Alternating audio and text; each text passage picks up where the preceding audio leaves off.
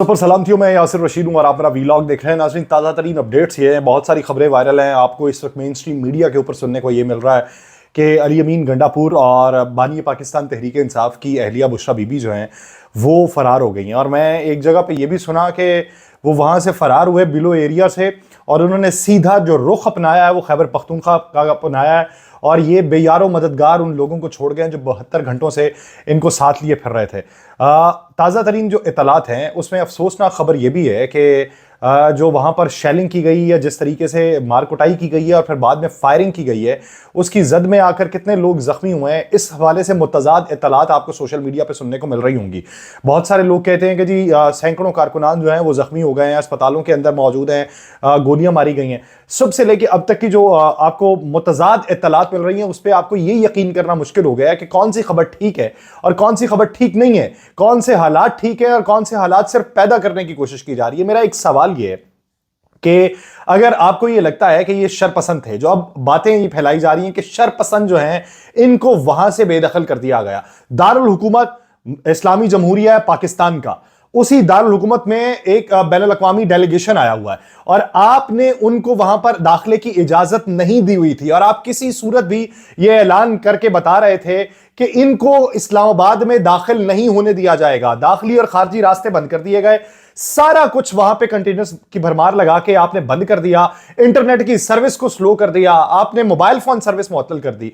सवाल यह पैदा होता है कि फिर ये वहां तक पहुंचने में क्यों कामयाब हुए? अगर ये शरपसंद हैं, अगर ये दहशतगर्द हैं, अगर अफगान बाशिंदे हैं, अगर गैर मुल्की ताकतें इनके अंदर मौजूद हैं, अगर ये शरपसंदी फैलाना चाहते थे, अगर ये इमलाक को नुकसान पहुंचाना चाहते थे, अगर ये सिक्योरिटी इदारों पर हमला करना चाहते थे, अगर ये मईशत को नुकसान पहुंचाना चाहते थे, अगर ये बैनुल अक़वामी सतह पे पाकिस्तान के तशख्खुस को मजरूह करवाना चाहते थे, तो सवाल ये कि वहां तक आने क्यों दिया गया? कौन था कि जो सिर्फ कंटेनर्स लगाकर वहां से बैकफुट पे चला गया? सुबह से लेकर अब तक की जो कार्रवाई थी कि वो डी चौक पहुंचे, डी चौक पे फौज जो थी वो कंटेनर्स के ऊपर मौजूद थी, फौज ने वहां से ऐलानात ये किए कि आप पुरअमन एहतजाज करें, आपको कुछ नहीं कहेंगे, आप पुरअमन एहतजाज करके इसी जगह पर रुक जाएं, इससे आगे ना बढ़े। वहां पे बगलगीर भी हुए, उनके साथ बातचीत भी हुई, रेंजर्स बाद में वहां पे डिप्लॉय कर दी गई। शाम को तकरीबन कोई 7 बजे के करीब या 6 से 7 के दरमियान में तमाम टेलीविजन चैनल्स को यह हिदायत चली गई, क्योंकि उस दौरान में खबरें ये फैल रही थीं कि वहां पे जो डीएसएनजीज मौजूद हैं, जिनमें एक न्यूज की डीएसएनजी थी, समा की थी, उसके ऊपर हमला हो गया जी, और वहां पे जो सहाफी थे उनके ऊपर भी हमला हुआ, और उन्होंने ये कहा कि इंतजामिया जो है ये हमें बेयारो मददगार यहां पे छोड़ गई है।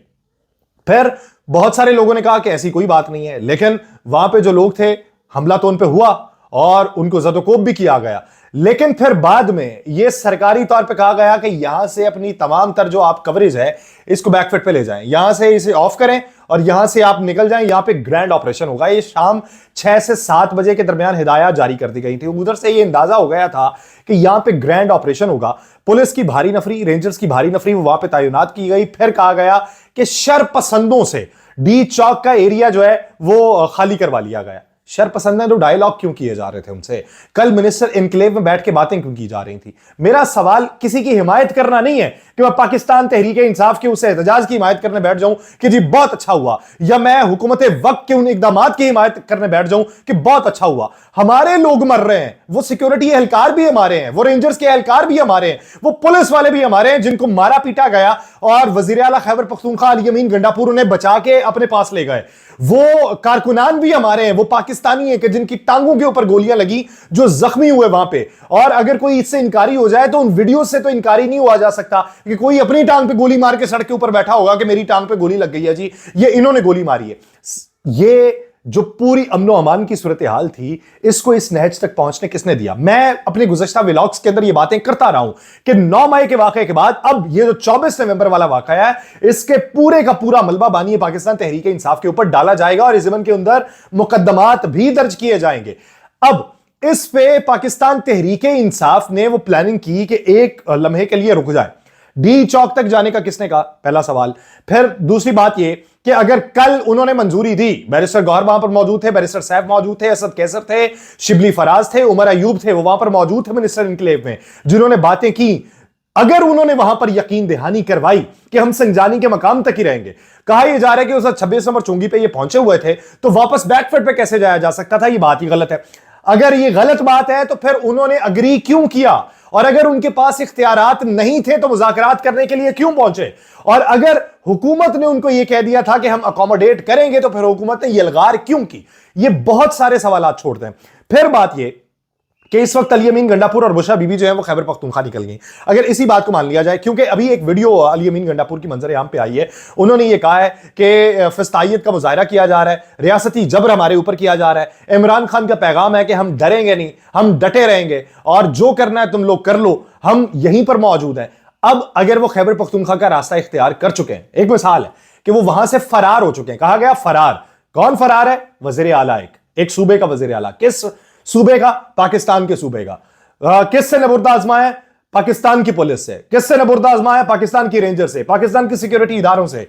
ये सियासतदान क्या सिर्फ अपनी सियासत चमकाना चाहते हैं? यानी एक सवाल यह भी पैदा होता है कि अगर आप लोगों ने इस बात के ऊपर ही आना था कि इन्हें एक मकाम मुख्तस करके दे दिया जाए, तो जब इस्लामाबाद हाई कोर्ट ने आपको ऑर्डर जारी किए थे कि इनके साथ मुज़ाकरात करें, इनके लिए जगह का तयन करें, तो उस वक्त ही इनको खुलेआम पैगाम दे देते कि भाईजान आपके लिए यह जगह है, अगर आपने आना है तो। अगर आप इस जगह के अलावा आ रहे हैं तो फिर आप नाकाबिले कबूल होंगे, उसी वक्त कह देते। क्या सर के ऊपर वो मुसल्लत हुए आके और तभी यह पैगाम देना था कि नहीं, अब यह जगह नहीं हो सकती, यह जगह कोई और हो सकती है? एक अफसोसनाक खबर यह भी थी कि मेरा प्रोड्यूसर, मेरा कोऑर्डिनेटर इस्लामाबाद में होता है, वो शाम को जब हम गेस्टों को लाइन अप करने के लिए राबिते के अंदर थे, तो मैंने उसे पूछा कि भाई क्या करना है आज? तो कहते हैं कि सर हमारा ऑफिस है 92 का, वो इस्लामाबाद में 0 पॉइंट के मौके के ऊपर है। उसने कहा जी यहाँ पे कारकुनान बड़ी तादाद के अंदर मौजूद है। मैंने पूछा कितने होंगे? उसने कहा सर 50,000 के करीब होंगे। ये उसके अल्फाज थे। अब मैं उससे अग्री नहीं करता, 50,000 एक बहुत बड़ी तादाद होती है। 50,000 अगर उस जगह पे है, उसको सच मान लूं तो फिर मैंने उससे पूछा कि क्या बनेगा, तो उसने आगे से मुझे ये जवाब दिया कि सर यहां पे हालात कशीदा है, सुनने में यह है कि यहां पे ऑपरेशन कोई होने वाला है। अच्छा, उसके बाद फिर हमने गेस्ट फाइनल किए। गेस्ट करने के बाद मैं स्टूडियो चला गया, हम वहां पे प्रोग्राम रिकॉर्ड किया, वापस आ गए। घर को आ रहा था कि फोन आया उसके नंबर से फोन आया, तो मैं अभी हैरत में हूं कि यार ये प्रोग्राम तो खत्म हो गया, अब क्यों? सुबह की तो डिस्कशन तो सुबह होगी, तो ये अभी क्यों फोन कर रहा है? फोन उठाने पे किसी और शख्स के मुखातिब होने पे कान गए कि यार क्या हुआ? तो उस शख्स ने कहा कि इस भाई का एक्सीडेंट हुआ है और बहुत बुरा एक्सीडेंट हुआ है, तो इसके चेहरे के ऊपर बहुत ज्यादा जख्म आए हैं। 1122 वाले इसे कॉम्प्लेक्स I8 लेके जा रहे हैं। और मुझे ये नहीं मालूम पड़ रहा था लाहौर में बैठे हुए कि ये इस्लामाबाद में कॉम्प्लेक्स I8 कौन सा है, कौन से हॉस्पिटल कॉम्प्लेक्स कहा जाता है। फिर मैंने राब्ता किया तो मालूम पड़ा कि वो पिम्स को ही कहा जाता है। पूछा कि क्या भाई वाकई इसका एक्सीडेंट हुआ है? उसने कहा जी नहीं मालूम जी, इसकी मोटरसाइकिल वहां पे पड़ी थी, ये खुद सड़क के ऊपर पड़ा था, पता नहीं क्या हुआ। अब वहां का आप अंदाजा लगाएं कि एक शख्स जो उस एहतजाज के अंदर मौजूद नहीं है, जो उसकी कवरेज के अंदर भी मौजूद नहीं है, वो वापसी का रास्ता घर का लेना चाहता है, तो उसके साथ ये इंसिडेंट पेश आया। ये तो हकीकी है ना, ये तो मैं जानता हूं, वो मेरा कोऑर्डिनेटर है, मुझे मालूम है। तो अभी वो पिम्स अस्पताल में पड़ा हुआ है, उसके वालिदैन वहां पर मौजूद हैं, आवाजों में उनकी लग्जिश है, उसकी घरवाली से मैंने बात की है, वो परेशान है, उसके मुंह से अल्फाज नहीं निकल रहे। तो ये जो रियासत का, जो आम फर्द का नुकसान है, उस नुकसान को कौन भरेगा? क्या ये हुकूमत भरेगी, पाकिस्तान तहरीक इंसाफ वाले भरेंगे, या फिर वो बड़े दिमाग भरेंगे जो बैठ के ये तहिया कर रहे थे कि क्या करना है और क्या नहीं करना? वो इस वक्त वहां पे पड़ा हुआ है, उसके एक्सरेज हो रहे हैं और मालूम ही पड़ रहा कि उसकी हालत ठीक होगी या नहीं होगी। ये एक शख्स है, वो जो उधर थे। अब इतलात ये है कि एक 23 साल जो नौजवान है वो जाँ बहक हो गया। फिर इतलात ये है कि 20 लोग हैं जिनकी टांगों के ऊपर गोलियां लगी हुई हैं। और फिर इतलात ये थी कि इंसाफ जो डॉक्टर्स फोरम है, उन्होंने खून की एहतियात की अपील कर दी है कि मुख्तलिफ अस्पतालों में लोग पड़े हुए हैं तो उधर खून अतिया कर दें। उसमें उन्होंने सिक्योरिटी एहलकारों की भी बात की, उन्होंने कारकुनान की भी बात की। अब ऐसी सिचुएशन में किसकी बात के ऊपर यकीन करेंगे कि जब आपका मवासलाती निजाम ठीक नहीं है, आपको यहां पर कह दिया जाए कि भाईजान वजीर आजम गिरफ्तार हो गए, जिस तरह मवासलाती निजाम धर्म भरम हुआ पड़ा है, आप तो उस बात के ऊपर भी यकीन कर लेंगे क्या होगा? कई लोगों ने सोचा होगा हवा थमेगी तो देख लेंगे, हम उसके रस्तों को ढूंढ लेंगे, मगर हमारी ये खुश ख्याली जो हमको बर्बाद कर गई है, हवा थमेगी जरूर लेकिन बड़ी ही मुद्दत गुजर चुकी होगी। क्या करेंगे उसका? मजीद मुकदमात कर लेंगे, मजीद एक नैरेटिव बिल्ड कर लेंगे। पाकिस्तान का सोचें कि पाकिस्तान के अंदर क्या हो रहा है।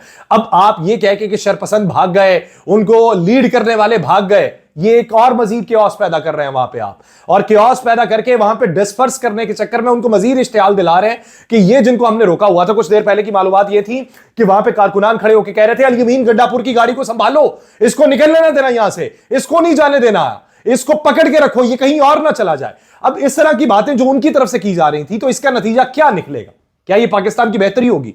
मैं आपको अगले व्लॉग में लम्हा बलम्हा अपडेट करूंगा कि असल में हकायक है क्या। ये जो हमें इतलात मिल रही है, मैं साफी हूं, मुझे सही इतला नहीं मिल रही, तो आम लोगों को क्या मिल रही होगी? जो इतलात मिल रही है उनमें कौन से हकायक हैं, और उन हकायक की छानबीन करने के बाद छांटी करके आप क्या नतीजा निकाल सकते हैं। यहां पे इस वक्त मुर्द इल्जाम ठहराना है, आप इस वक्त पाकिस्तान तहरीक इंसाफ को ठहरा सकते हैं, अली अमीन गंडापुर को ठहरा लें, बुशरा बीबी को ठहरा लें, किसी को भी ठहरा लें। क्योंकि थोड़ी देर पहले वकास अकरम साहब का भी एक बयान में पढ़ रहा था, उन्होंने कहा जी कि इमरान खान साहब ने जो पीछे एहतजाज करने का कहा था वो गालिबन उन लोगों तक पैगाम भी पहुंचा होगा जो लीड कर रहे थे। ये है इस वक्त मवासलाती निजाम, ये जिसने पैगाम देना, जिसके कहने पर निकले हुए हैं, उसका पैगाम ही लीडरशिप तक नहीं पहुंच रहा।